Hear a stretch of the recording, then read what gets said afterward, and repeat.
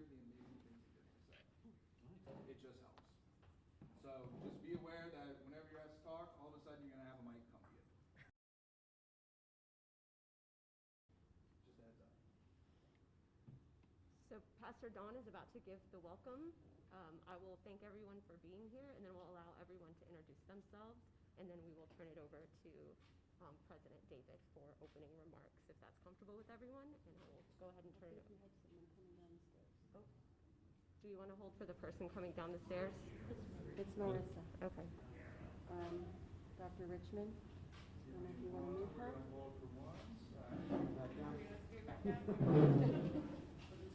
You want to grab her name, please? Dr. Melissa Richmond, she's on the end. Yep.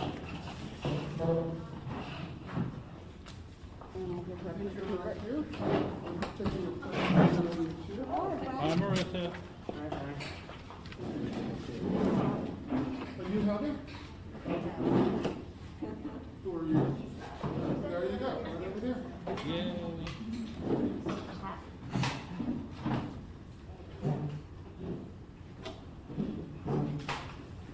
Welcome.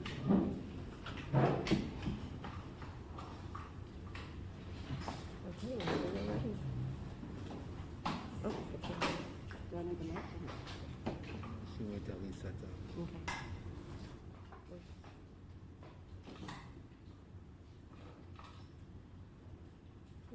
Wes, do you have the mic for Pastor Dawn to give the welcome when the setup is?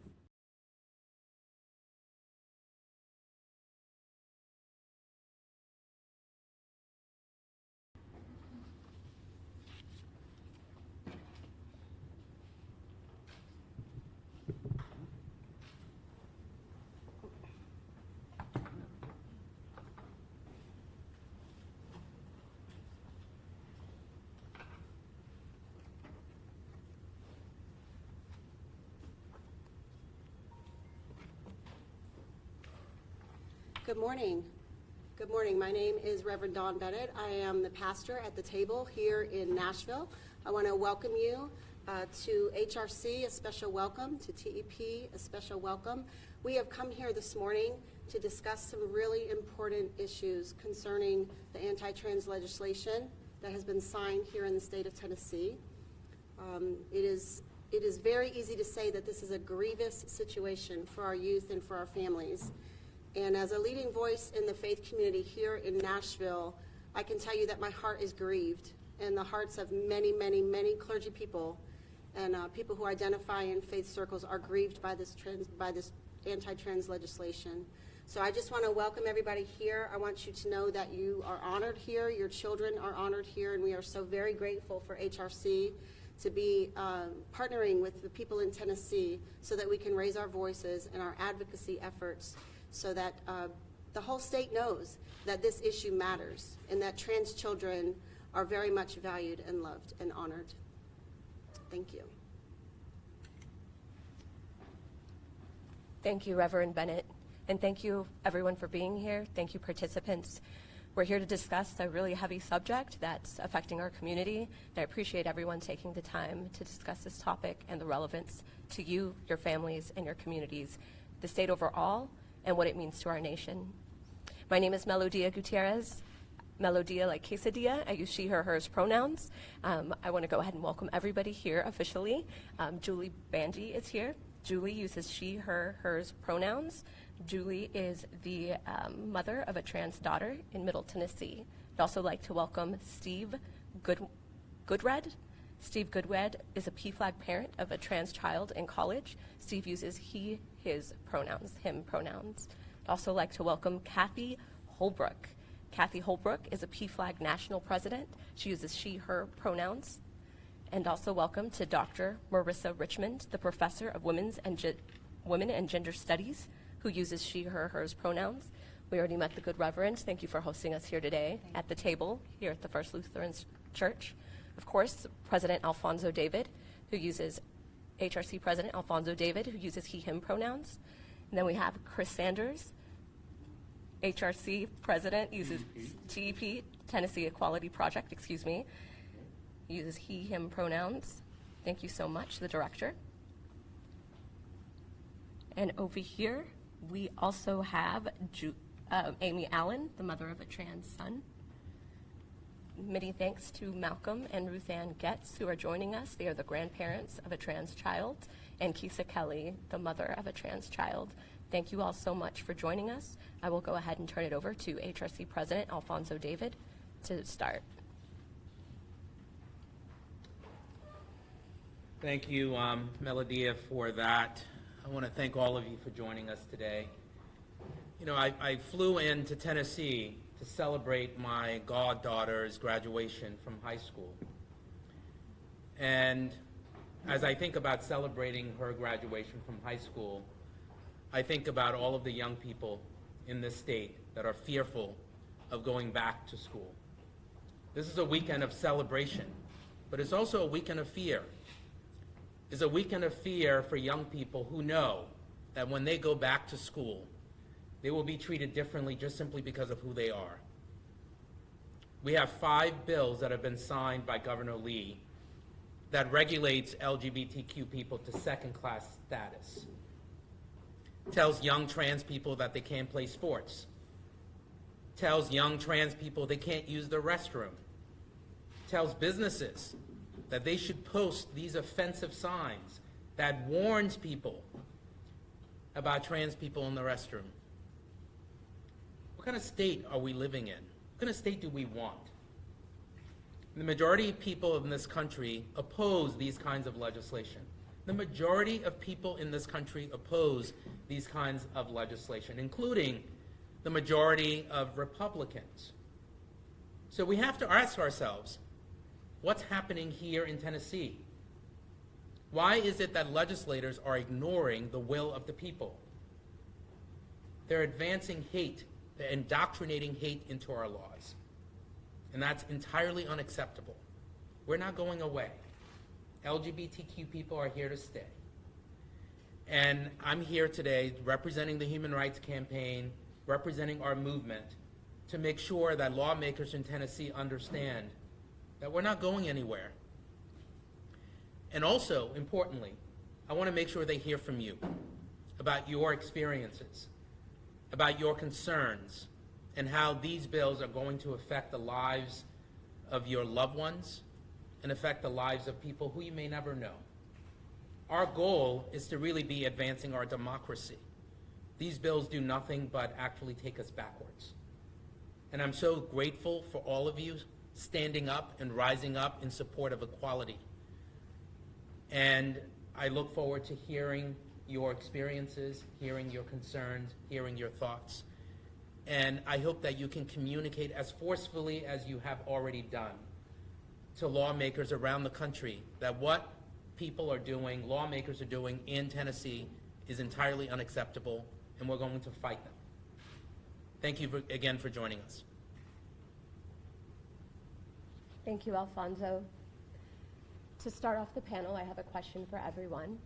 We'll go ahead and start, if you would like to answer the question first, since you just spoke.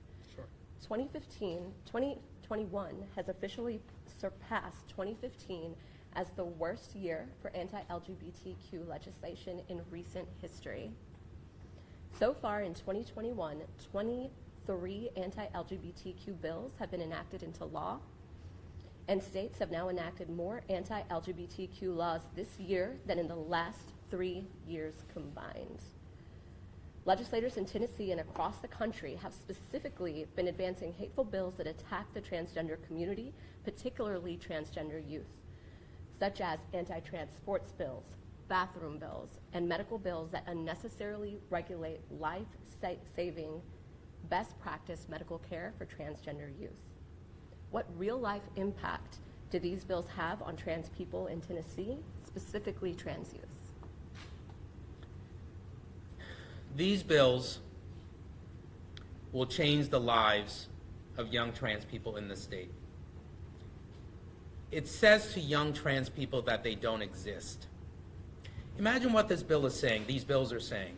One of these bills say that a young trans person cannot participate in sports consistent with their gender identity, which by extension, the lawmakers are saying, you don't exist. we can't recognize who you are, and you can't play sports consistent with your gender identity. They're looking to erase us. They're looking to actually fuel the flames of hate. And we already know that young trans people, unfortunately, attempt suicide 5 times the rate of their cisgender peers. We already know that transgender youth face anxiety and depression at a rate higher than other youth. Lawmakers know that the medical professionals oppose these bills, and yet they're playing doctors. Not being qualified, but they're playing doctors, as opposed to advancing legislation that's supported by science. So we all should be clear-eyed about what these bills do and the impact that they're going to have on young trans people in this state. Thank you, Alfonso. Reverend Bennett. Thank you. These bills are very disturbing. I have been, I am the parent to a 26-year-old trans man, and since his transition in 2015, I have become increasingly more afraid for his safety and also for mine. As a public faith leader, I am not quiet about the harm that this legislation causes. I have called out on a number of occasions Governor Lee and his platform of governing this state, and particularly the way that he manages his office based upon good family Christian values. And he does not speak for all people who identify as Christians. It's dangerous legislation. I work daily with parents who are in fear for their children's lives. They can't go to school. They can't be in sports. They can't be in clubs. They can't even go to the grocery store. And so, you know, my outspokenness really lands itself in the area of suicidal ideation, suicidal attempt, suicidal completion, which increases my work in the funeral department, which does not make me happy.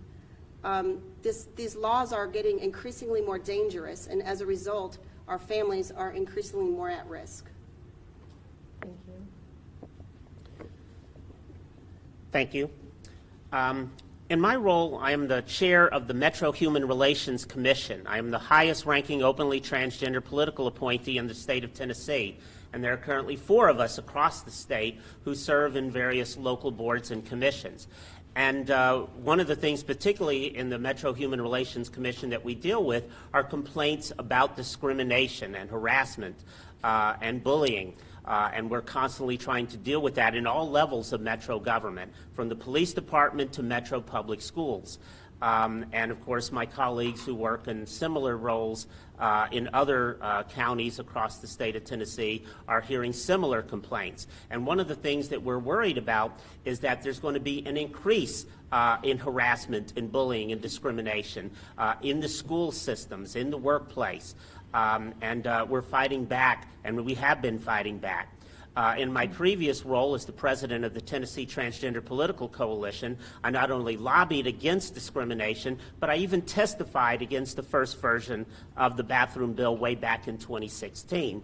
And I pointed out that in my capacity as a professor at MTSU, where I teach in the Department of History, that my office is directly across the hall from the bathroom, and I would actually have been the bathroom police, not exactly what they had in mind.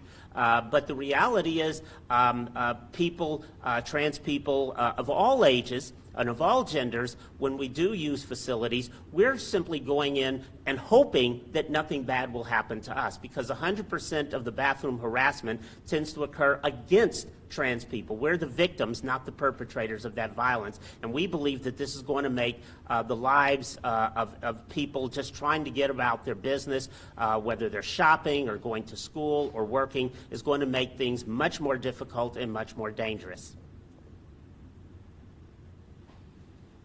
I'm Kathy Halbrooks, and I've been involved with PFLAG in Nashville for almost 20 years, and I'm South Atlantic Regional Director for PFLAG, and that's Tennessee, Kentucky, North Carolina, and South Carolina. When I got involved, I didn't know anybody who's LGBTQ. I got involved because of a political issue.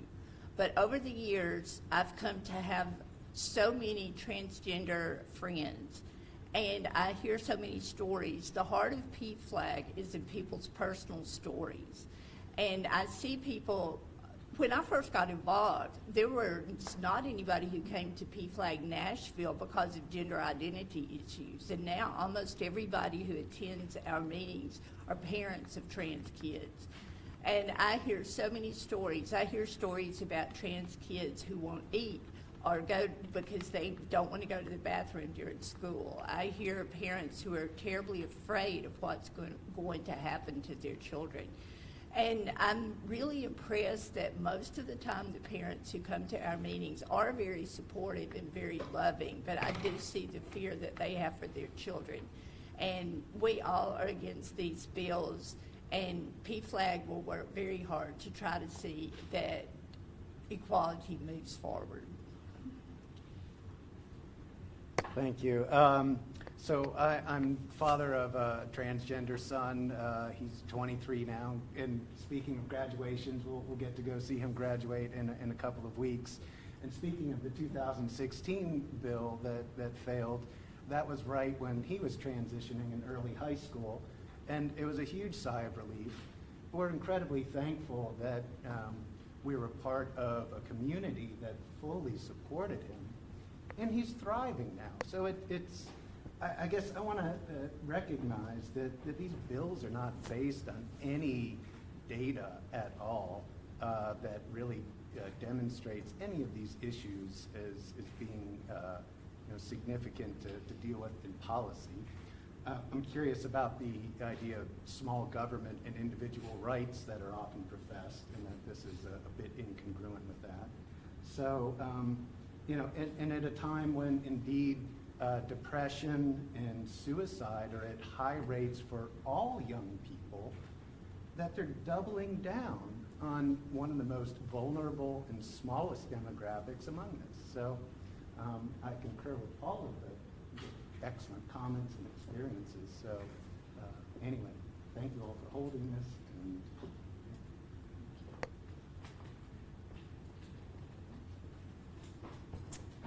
my name is Julie Bandy, and I'm a mom of a 6-year-old trans daughter. The impact of these bills, a little bit different for us. We shelter her, obviously, because of her age to this, but we're extremely worried about her future should we remain in Tennessee. These bills have kind of put us in panic mode, as I'm sure as so many other families who are dealing with this, and just want to leave Tennessee. We built our forever home here, thought we would stay here forever, but the way the legislation and the government, the progression that they're moving in, is just not a safe place for transgender people in the state. They're making them feel like they don't matter, as others said, that they're trying to wipe them out of existence. And it's making it okay to discriminate. Anyway, so thank you. Hi there, Carmarian D. Anderson Harvey. I am a senior staffer at the Human Rights Campaign. And I'm here in Tennessee because this hits home. As a Black woman of trans experience, it's important that I advocate for my younger siblings. Governor Lee has provided some tension in our community by signing 5 anti-trans bills into law that really is going to have an impact on our trans youth. These bills dehumanize who we are, and we're human. We bleed the same way as our other counterparts here in the state of Tennessee and nationally. In addition to, these bills are continuing to target the most vulnerable, with the high rates already in suicide, and as well with the violence all the way to death that increase in the trans community, particular persons of color and trans women. It is unfortunate that we still have to be fighting and combating our presence here in this state. Finally, I would like to add that we, as the adult of the trans community, we support our trans youth. We love them. And I think everyone today that is speaking, we're here based on love. We're Southern state, and we have Southern hospitality. And we also have a religion and faith background. And that first rule is that we love everyone as we love ourselves, and as well we love our neighbors.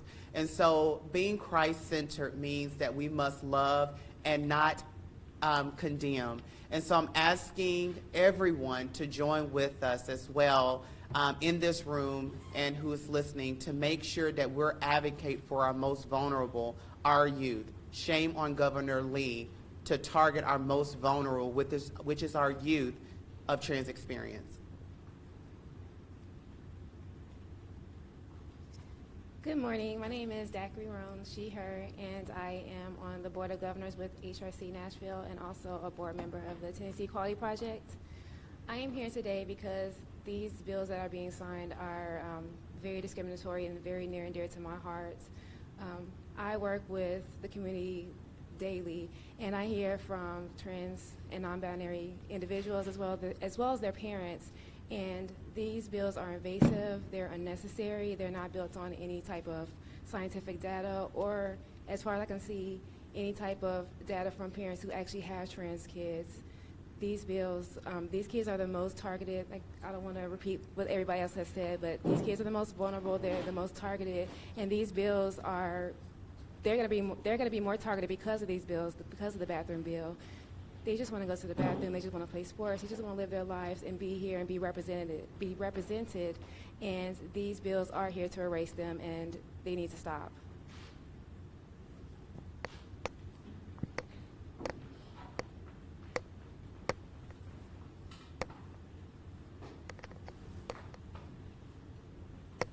Good morning. My name is Kisa Kelly, and I'm the parent of a trans non-binary 15-year-old. I'm just here to advocate on their behalf and the behalf of other trans youth in the state. We're appalled that our government is not only not trying to support the well-being of our children, but is actively creating legislation that harms them for the myriad of reasons that have been described. So thank you for holding this. I'm the grandparent of a transgender person, and I want to observe, and I'm an economist, and the economic growth of Tennessee depends upon attracting talent, and talent comes in all kinds of forms, all kinds of sources, and in order for Tennessee to build on the momentum that we have had, we need to be absolutely welcoming across the board. When the state adopts these kinds of hateful legislation, it undermines our economic future. Hello, I am Ruth Ann Getz. Kisa is my daughter, and of course I am the grandmother of her child. Before my grandchild came out as trans, she told me that home is where people love you. And I look at this sign and it talks about don't be a state of hate. But that is what we are. Children like my grandchild will never call Tennessee their home state because it is not a place that loves them. And that makes me very sad. My name's Amy Allen. I'm the parent of a 14-year-old trans son. Right now, my son attends a private school where he is welcomed and accepted as he is. He is free to use the restroom that he feels comfortable using. But he'll begin public high school in the fall. He'll be in 9th grade. And with this new bathroom bill that was signed into law last week, he is full of anxiety. We don't know what the school will allow him to do. We assume he'll probably be told that he has to use the nurse's office or a faculty restroom, and that will simply make him stand out and cause other kids to question why he gets special treatment when what he really wants is not to stand out. He wants to be treated like any other 9th grader, and he doesn't need the added anxiety of having to think about which bathroom he's allowed to use. Starting high school should be a really exciting time. He was excited, but now with this bill, he is more and more anxious and has started asking, can we move? And if things don't go well, we are seriously considering leaving Tennessee. And that would be sad because we do love it here, but the government is making that very difficult. I want to thank all the speakers who have been here today representing so many angles on this same horrible phenomenon. The one I want to bring to the fore is, I don't believe we have representative government right now in Tennessee. We have a government that was elected by the majority, but we have a government that is not responsive to that majority. They are taking up priorities that come from model bills that were dropped around the country on states, including Tennessee. Things that their constituents never would have envisaged them taking up, that are not the priorities of their constituents. Because of the benefits of vaccination, we have begun the process of organizing in person around the state again. And I have been meeting with our members, and I want to read you a few comments from outside Nashville, lest we perpetuate the incorrect notion that the work for equality is simply an urban phenomenon. It is not. A couple of comments from Rutherford County, Murfreesboro. I am involved because I'm a transgender professional woman. This legislative session made me feel extremely frustrated because so many politicians ignore the science and the data supporting LGBTQ issues. Another one from Rutherford County. As a lesbian with several children, this legislative session made me feel disconnected and afraid for myself and my children. But as I've come to meet more people in Murfreesboro, I've seen how the people of Rutherford County support our vibrant LGBTQ community. And now two from Morristown. I'm involved because I'm a United States Army veteran. This legislative session made me feel used because as a veteran, I fought for the rights of all Americans. And one last comment from a student in Morristown. I go to school at Morristown West High. I'm involved because I care and I'm a bisexual. This legislative session made me feel so impotent and saddened because my state doesn't care for me. There are great people who support the equality of LGBTQ folks and will fight hard for the rights of our trans youth across this state. It's sad that they have to do that when that's not what our legislature was elected for, and that's not what our governor was elected for. Thank you, Chris. Alfonso, we've had our participants speak to some of the bills, some of the 5 bills that were passed this legislative session. Could you contextualize for us the recent bills that have been passed in Tennessee within the broader wave of the anti-LGBTQ legislation moving through the state legislatures across the country? Are these bills particularly impactful? Are there other bills like them in other states? So for context, we have more than 250 bills that have been introduced in state legislatures around the country. 23 of those bills have been signed. What my colleague said a few minutes ago is important to highlight. These bills have been drafted by anti-equality national organizations and then submitted to state legislatures, and they're just simply introducing them. I'm talking about the Heritage Foundation, the Americans Principles Project, organizations that have been against LGBTQ equality for decades.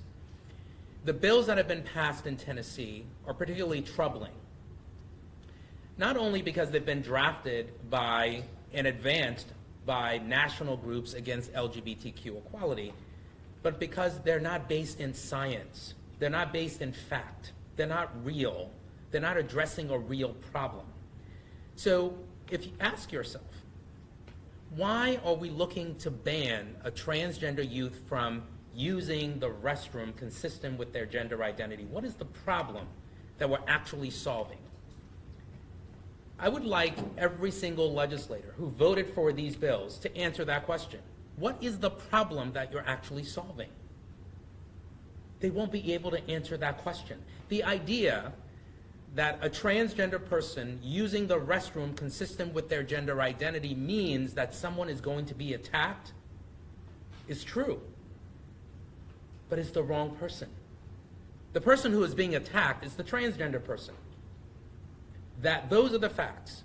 We've had bills that have been introduced, pro-equality laws that have been on the books since the 1970s. Where's the problem? If there was a problem, we would have seen those problems in states all across the country. We haven't seen those problems. That's why this is so upsetting, because the people around this table are real. The family members they're talking about are real. The consequences associated with these bills are real. And the legislators who voted for these bills need to understand that we are not going away. We are going to fight for equality, and they are ultimately going to lose this battle. Why do I know that? Because the majority of people in this country, more than 70%, support equality. The majority of people in this country, more than 2/3, oppose these types of bills. And the numbers keep on increasing. The numbers supporting equality keep on increasing. So to the members of the legislature in Tennessee, there is no problem that you're fixing, and the majority of people oppose these bills, and we're not going away. Thank you. In particular, as Alfonso put it, in our LGBTQ community, these attacks through legislation particularly affect the most vulnerable among us: trans youth, trans women of color, our transgender brothers and sisters, our non-binary community. Dr. Richmond and then Kermarian, trans women of color continue to face record instances of discrimination and violence across the country. Could you talk about what environment enacting these anti-trans bills are helping create and how it could impact the lives of trans women of color in Tennessee? Well, the violence against those of us who are black and brown is a national problem. Memphis is actually one of the most dangerous cities in the entire country for African American transgender women. We've had our share of murders here in Nashville too. One of them occurred a few years ago in Bordeaux. I grew up in Bordeaux, and Gizzy Fowler's body was found in an area where I used to ride my bicycle with my friends when I was a kid. And of course, in those days, I didn't think about things like this. But these bills are going to make our lives more dangerous. Every time I walk out of my door, I wonder if it's the last time I'm going to do so, because there are people out there who hate me, who want to kill me. When I bought my house, I bought it because I have cats, and I bought it with a cat door and with a backyard fence so that they could go out and play in the backyard. Unfortunately, they keep bringing chipmunks in through the door. But I tell people I did that because I didn't want them to be vulnerable. Because people hate us so much, they're willing to take it out even on our pets, on innocent cats and dogs. We've seen that. So that's the level of hatred that's out there, and we believe that these bills will make our lives more dangerous and will escalate the violence even further. And again, we've already had murders in Memphis and Nashville and violence against trans people across the state of Tennessee, and this is only going to make things worse. Okay. So, thank you. Reverend Bennett, what is one thing that you would want these state legislatures to hear about the bills they're passing if you were given the opportunity to speak directly to them? Thank you. I watched the legislative session, and the politicians who submitted these bills, many questions were asked of them, of their colleagues, and of the general public. Have you sat down and had a conversation with LGBTQ folks, particularly transgender, parents of transgender children, transgender adults? Across the board, the answer was no. No, we have not sat down. When I called out the governor originally, it was because of this type of behavior, lack of information. It was not necessary to vote on these bills. And so I strategically invited him into a conversation so that he could make an informed decision before signing these bills. Please come and sit with me. Have this conversation, right? I'm a faith leader. I can meet you in your area of faith knowledge, right? We both identify as Christians. I am the parent of a transgender person. We can have this conversation privately, and you can get knowledge. I made that same offer to all public officials who are in this situation. The violence upon the transgender community is rooted in fear. And the fear is rooted in a lack of knowledge and understanding. And the refusal, the outright refusal to do your homework and to get to know people is irresponsible and is absolutely egregious. Did you want me to follow up? Yeah, we can. Yes, it's absolutely unconscionable that they won't meet with us. I've encouraged elected officials from the governor, also to all those legislators, and even the Tennessee Attorney General who supported discrimination in a case before the Supreme Court of last year. I've encouraged all of them to sit down and meet with us, to meet with members of the community, to meet with our family members, many of whom are sitting here with us today, who are supportive of their children and their grandchildren and their siblings, and the fact that they don't even want to listen to us, they don't want to look us in the eye, they don't want to tell us why they support discrimination, why they think our lives are expendable.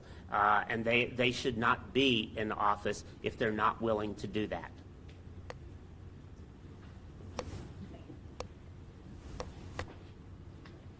As an ally to the LGBTQ community, when I got involved with PFLAG, I made one of my goals to learn about all the issues.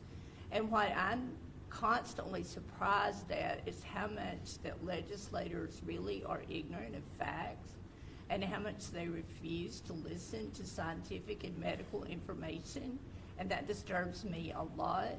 I also want to mention that I've heard suicide brought up several times here, but statistics also show that trans children who have supportive adults in their lives, that their suicide rate drops to just the normal rate of anyone else. So I just would urge legislators to educate themselves and to listen to people who are professionals, people who are medical and psychological professionals. Thank you. I'm not sure I have too much to add, except to also consider that there's a whole generation of young people that are growing up and identify with LGBTQ community much more so than any of us with gray hair were raised to. And these bills are so backward looking, and I think it serves us all well to look forward and acknowledge that, again, we are not going away, these issues are not going away, and these bills do nothing but create chaos and no solution. So let's look forward and work together.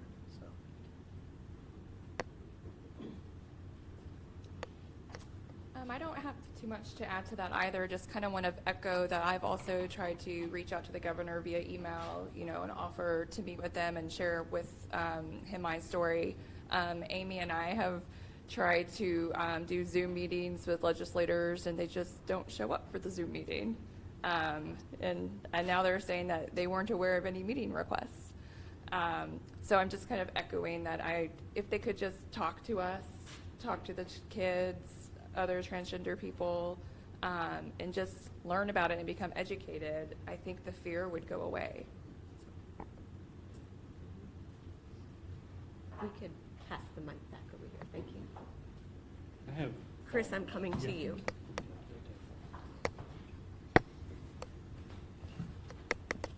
So I'm not going to give you a lot of info on follow-up on this. I'm going to give you what I'm going to give you and probably leave it at that. But what we saw this session was when lawmakers, Republican lawmakers, particularly urban and suburban Republican lawmakers, would meet with parents of trans kids or trans youth. They were generally decent meetings. And what we learned was that their hearts were not in those bills. But we also learned that there was a lot of caucus pressure, particularly in the House, to pass the bills. So I'm not at all denying the experience that Amy and Julie had, and those particular issues with their lawmaker, their member of the House, who in the past has run anti-LGBTQ bills, and I'll leave it to them if they want to talk about that. But there are a lot of freshmen and fairly new urban and suburban Republican lawmakers who really feel like they didn't get elected for the purpose of advancing these bills. But they end up going along with most of them. Sometimes you can get them to a present not voting as opposed to a yes, because the caucus pressure this year was really, really strong. Now, those of you who follow the legislature, you might know more on that than I do, but that's the experience that I was getting from our district captains again and again. I've got a district captain in Knox County who's meeting again with her state representative as a sort of post-session follow-up on the bills. And she had good meetings during the session with her legislator. But she's going to try to explore, why did this happen? Why did you let it happen? Why, is this continuing? And, we're not giving up on them. They're the ones we have until the next election, right? I mean, you have to lobby the government you have. So we're going to try to find out more. We're not giving up, but it is a tough road. And I will say, I think the caucus pressure was incredibly great this year. Thank you, Chris.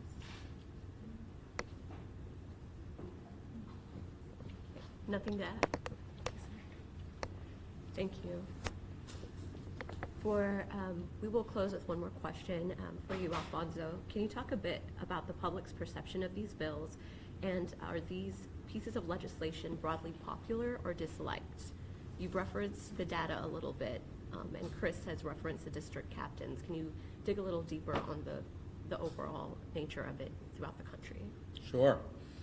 So let me just talk about this generally, and then I want to comment on what Chris just said, because I do think it's important.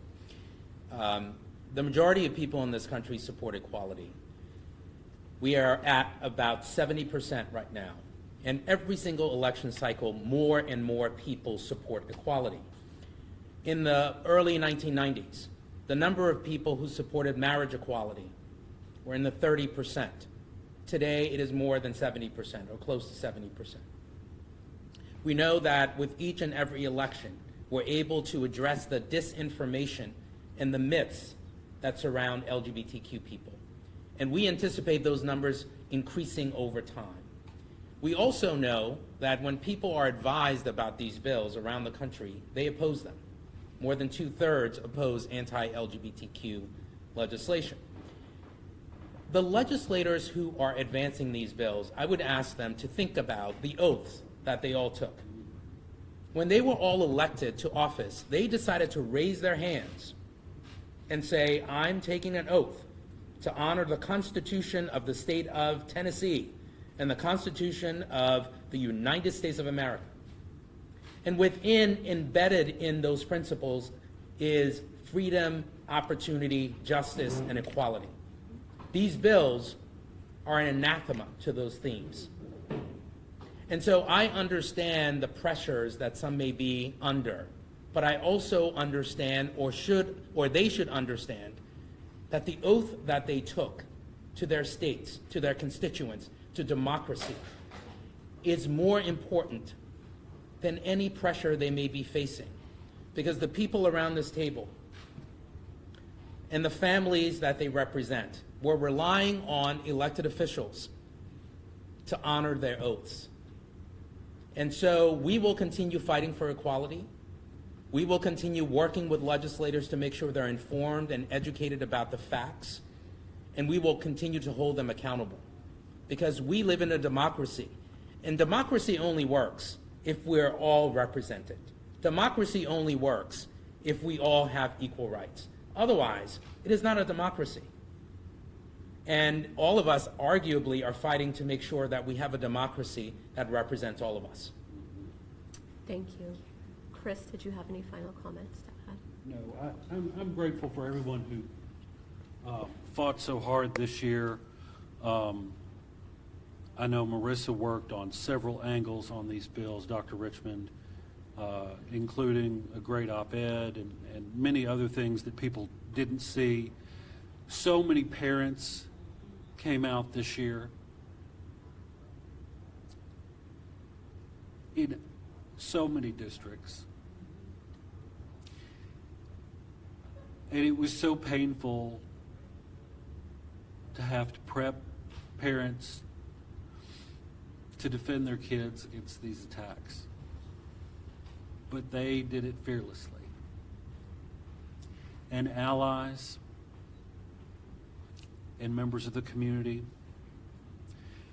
And it was an ugly session, but there was beauty in what people did. And we will continue to pull at that thread of beauty until it is the one that's left in the garment. So I want to thank all of you, and I want to thank HRC for organizing this today. Thank you so much, Chris.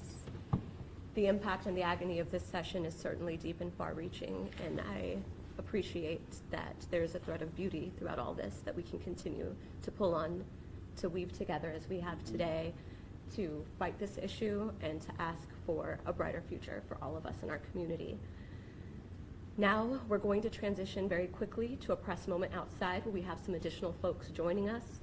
In about 5 minutes we'll start, and we will file out this way to the right up to the stairwell, and we will continue this moment. And we invite you to go out there now. Thank you. And thank you to everyone for joining us.